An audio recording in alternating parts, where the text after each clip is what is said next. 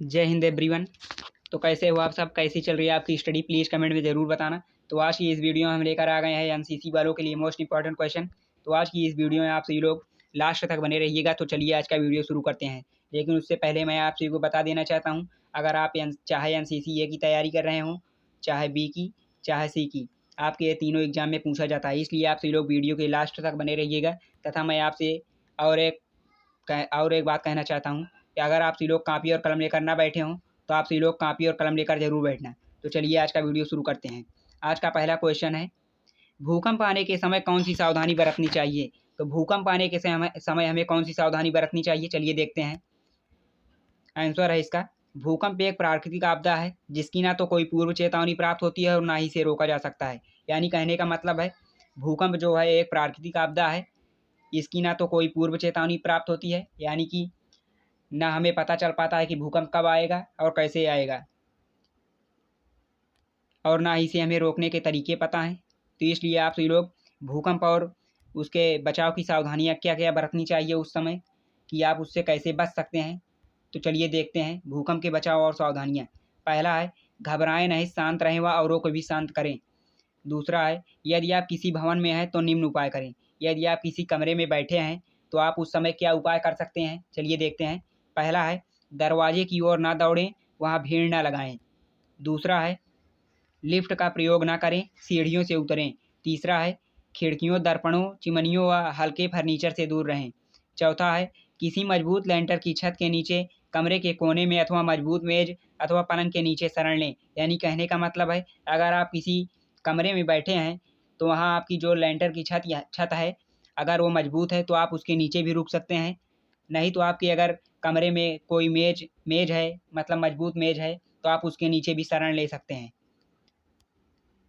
और पांचवा है, नहीं सॉरी, तीसरा है, यदि आप गली में हैं तो उस समय क्या आप उपाय कर सकते हैं, चलिए देखते हैं। पहला है, दौड़े नहीं, सावधानी से खुले स्थान की ओर बढ़ें। दूसरा है, भवनों, बिजली की तारों, ढलान व कच्ची दीवारों से दूर रहें। यानी कहने का मतलब है, अगर वहाँ पर गली में भवन है, बिजली की तार है, ढलान है व कच्ची दीवार है तो आप उससे दूर हो जाएं। चौथा है, यदि गाड़ी में हो तो निम्न उपाय करें। यदि आप किसी गाड़ी के अंदर बैठे हुए हों तो आप उस समय क्या उपाय कर सकते हैं, चलिए देखते हैं। पहला है, गाड़ी को आसपास खुले स्थान पर ले जाकर धीरे से रोकें। दूसरा है, गाड़ी में सावधानी से बैठे रहें। तीसरा है, खुले मैदान में शरण लें, खड़े ना रहें, बैठ जाएं। तो भूकंप के समय हमें क्या क्या सावधानी अपनानी चाहिए हमने आपको बता दिया है। जैसे कि आप किसी कमरे के अंदर भी बैठे हों तो उसका भी मैंने आपको बता दिया है कि आप उससे कैसे बच सकते हैं। कमरे के अंदर हैं और आप किसी गली के अंदर हैं, गली में हैं, तो वहाँ पर आप क्या उपाय कर सकते हैं, हमने उसको भी बता दिया। तो आप सभी लोग अच्छे तरीके से याद कर लेना। अगर आपके एग्ज़ाम में एक क्वेश्चन आता है तो आप इसे अच्छे तरीके से लिख देना। तो चलिए अगला क्वेश्चन देखते हैं।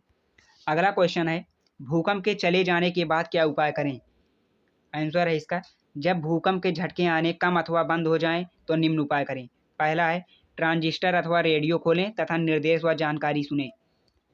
दूसरा है, समुद्र तट व नदियों के किनारों से दूर रहें क्योंकि कोई भी लहर उठ सकती है।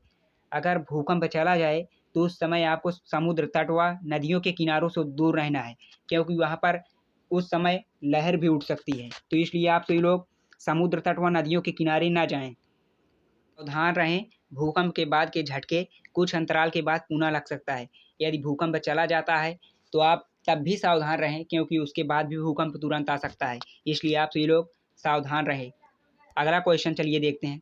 अगला क्वेश्चन है, चक्रवात सुनामी के क्या क्या बचाव हैं। चक्रवात तथा सुनामी के क्या क्या बचाव हैं। तो इसका आंसर है, चक्रवात तथा सुनामी दोनों ही जल संबंधी प्राकृतिक आपदाएं हैं। चक्रवात की पूर्व चेतावनी तो मिल जाती है, लेकिन सुनामी अचानक आती है। तो दोनों से बचाव के उपाय प्रायः एक समान होते हैं, जो निम्न रूप से हैं। तो चलिए देखते हैं चक्रवात सुनामी के क्या क्या बचाव हैं। जैसे कि पहला है, सूचना के लिए रेडियो, ट्रांजिस्टर अथवा टेलीविज़न चालू रखें। दूसरा है, यदि खुले स्थान पर हैं तो तुरंत आश्रय ढूंढें। तीसरा है, यदि घर या दफ्तर में हैं तो उसके सबसे मजबूत भाग में रहें। चौथा है, यदि तूफान से छत हिलने लगे तो खिड़कियां खोल दें। पांचवा है, चक्रवात के अंतराल के समय बाहर ना निकलें। 6वां है, यदि समुद्र तट के निकट रहते हैं तो बाढ़ से बचने के लिए उपायों का भी ध्यान रखें। तो चक्रवात तथा सुनामी के क्या क्या बचाव हैं हमने आपको बता दिया। चलिए एक बार फिर से रिवीजन कर लेते हैं। चक्रवात तथा सुनामी दोनों ही जल संबंधी प्राकृतिक आपदाएं हैं। चक्रवात की पूर्व चेतावनी तो मिल जाती है, लेकिन सुनामी अचानक आती है। तो दोनों से बचाव के उपाय प्रायः एक समान होते हैं, जो निम्न रूप से हैं। लेकिन उससे पहले मैं आपसे वो बता देना चाहता हूँ कि चक्रवात किसे कहते हैं। तो चक्रवात जो है तो गर्म और ठंडी वायु राशियाँ जब विपरीत दिशाओं से आकर मिलती हैं तब चक्रवात का जन्म होता है। यानी कि गर्म और ठंडी वायु राशियाँ जब विपरीत दिशाओं से आकर मिलती हैं तब चक्रवात का जन्म होता है। तो चक्रवात किसे कहते हैं, अगर आपके एग्जाम में पूछा जाता है चक्रवात किसे कहते हैं तो आप सभी लोग लिख देना, चक्रवात गर्म और ठंडी वायु राशियाँ जब विपरीत दिशाओं से आकर मिलती हैं तब चक्रवात का जन्म होता है। और सुनामी किसे कहते हैं, चलिए देखते हैं। सुनामी जब धरती हिलती है तो भूकंप आता है। यानी कि जब धरती हिलने लगती है तो उसे भूकंप कहते हैं।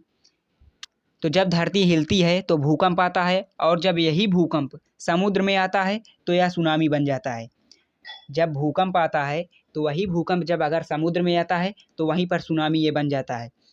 तो जब धरती हिलती है तो भूकंप आता है, और जब यही भूकंप समुद्र में आता है तो यह सुनामी बन जाता है। यानी कि जो समुद्र में उठा तूफान ही सुनामी कहलाता है। तो आप ये लोग याद रखना, सुनामी किसे कहते हैं, जब धरती हिलती है तो भूकंप आता है, और जब यही भूकंप समुद्र में आता है तो यह सुनामी बन जाता है। यानी कि समुद्र में उठा तूफान ही सुनामी कहलाता है। आप सभी लोग याद रखना, सुनामी किसे कहते हैं, जब धरती हिलती है तो भूकंप आता है, और जब यही भूकंप समुद्र में आता है तो सुनामी कहलाता है। यानी समुद्र में उठा तूफान ही सुनामी कहलाता है। तो आप सभी लोग याद रखना, सुनामी और चक्रवात हमने दोनों बता दिए हैं। चलिए इसके बचाव एक बार फिर से पुनः पढ़ लेते हैं। पहला है, सूचना के लिए रेडियो, ट्रांजिस्टर अथवा टेलीविज़न चालू रखें। दूसरा है, यदि खुले स्थान पर हैं तो तुरंत आश्रय ढूंढें। तीसरा है, यदि घर या दफ्तर में हैं तो उसके सबसे मजबूत भाग में रहें।